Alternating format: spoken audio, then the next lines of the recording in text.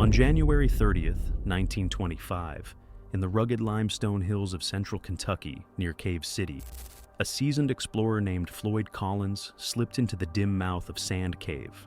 Armed with a kerosene lantern and driven by dreams of turning the site into a tourist attraction, he crawled deeper, chasing whispers of hidden chambers. What began as a routine push through tight passages spiraled into disaster when a loose rock pinned his foot, burying him in a narrow shaft. Trapped roughly 60 feet underground for 14 agonizing days, Collins' ordeal drew national attention, testing human limits and exposing the perils of ambition in unforgiving earth. This descent would reveal far more than caves. It would unearth the raw edges of survival. Floyd Collins was persistent, not reckless. Born in 1887 in Logan County, Kentucky, he grew up exploring the Mammoth Cave region from age 6, becoming a skilled spelunker. In 1917, he discovered Crystal Cave on his family's farm, but its remote location limited visitors. Amid the Cave Wars, a competitive era for tourist dollars, his family scraped by on poor farmland. Cave tourism offered hope, but Collins marketed Crystal Cave with little success. In late 1924, opportunity appeared when neighbor Beecher Doyle, owner of land near a newly built highway, struck a deal with Collins to explore Sand Cave. If the cave proved viable, profits would be shared.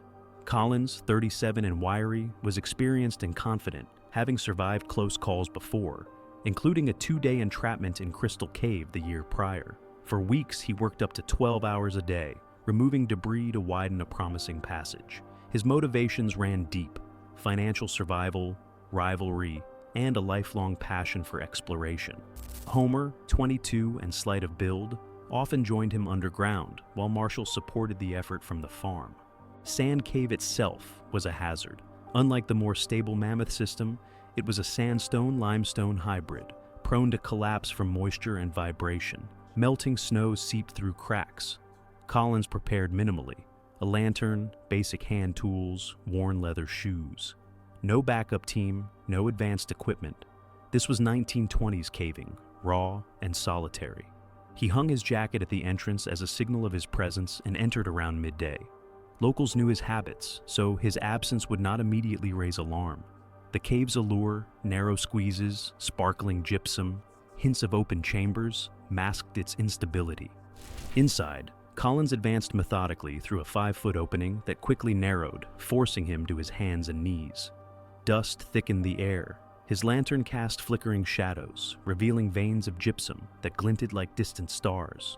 Much of this route he had cleared over months, already picturing guided tours winding through the passages.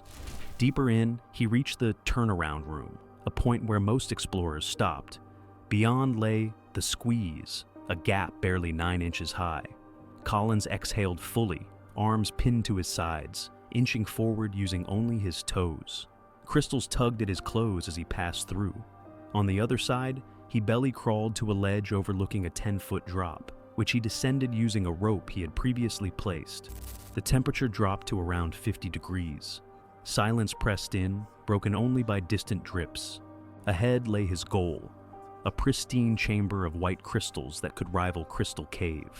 He chipped at a final crevice, roughly 16 inches high, wriggling halfway in to assess it. The walls pressed close, but the glimpse of open space sparked elation.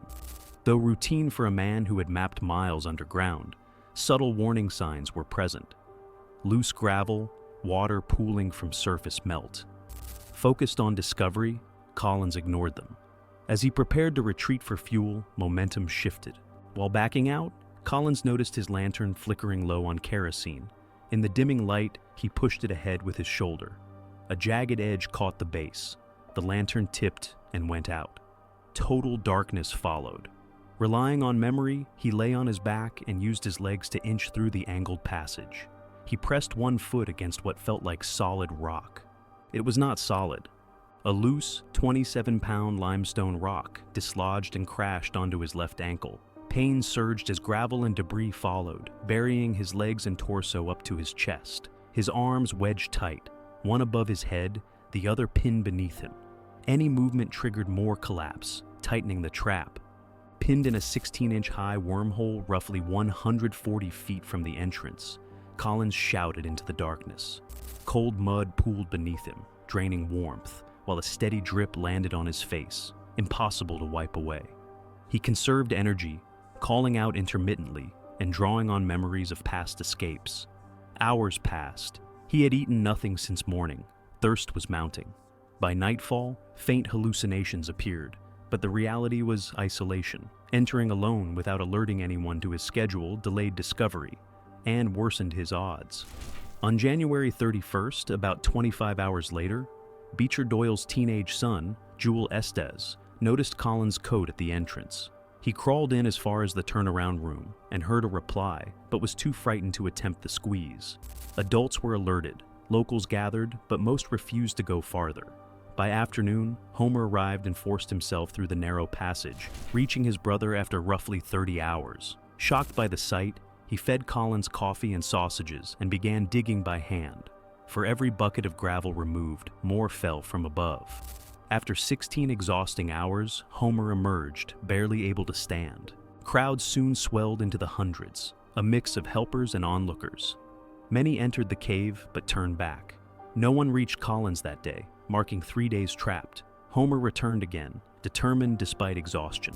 On Monday, reporter William Skeets Miller arrived. Small enough to pass the squeeze, he reached Collins and relayed his words to the outside world. His report spread nationwide, turning the rescue into a daily headline. On Tuesday, firefighter Robert Burden attempted a rope and harness pull.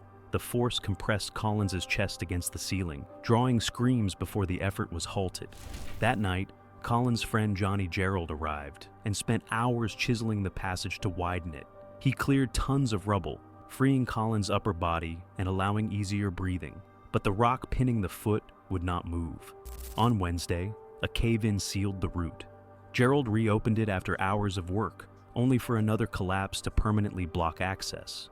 Inside, Collins endured long stretches alone. Cold seeped deeper into his body. Hunger and pain weakened him.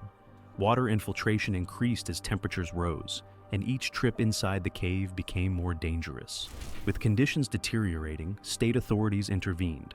Engineers and National Guard units began digging a vertical shaft 55 feet down, then horizontally toward Collins' position. 75 men worked in shifts. The estimate was 30 hours. It took 12 days. Rain turned soil to mud, and progress slowed to inches per hour. An electric bulb lowered to Collins provided minimal warmth. Fluctuations in the wire suggested breathing until the bulb burned out on February 13th. Rumors spread, inquiries were launched and dismissed, and the site took on a carnival atmosphere with thousands of spectators. Despite disputes and fatigue, digging continued. On February 16th, after 17 days, the shaft finally broke through. Rescuer Ed Brenner crawled into the tunnel and saw Collins' gold tooth glint in the flashlight beam. Collins had been dead for 3 days, having survived about 14 days underground before succumbing to exposure and exhaustion. The unstable shaft made immediate recovery too dangerous. Collins remained sealed in place. In the weeks that followed, investigations cleared the family of wrongdoing. The crowds dispersed. Homer later raised funds to recover his brother's body, removing the rock that pinned him and burying him near Crystal Cave, honoring his passion. Yet, Sand Cave's grip lingered. Floyd's remains were later exhumed, displayed morbidly in a glass coffin, a grotesque echo of his dream-turned curse. What if one foothold held? That chilling question haunts Kentucky's depths as a reminder. The earth claims its own, and some secrets stay buried forever.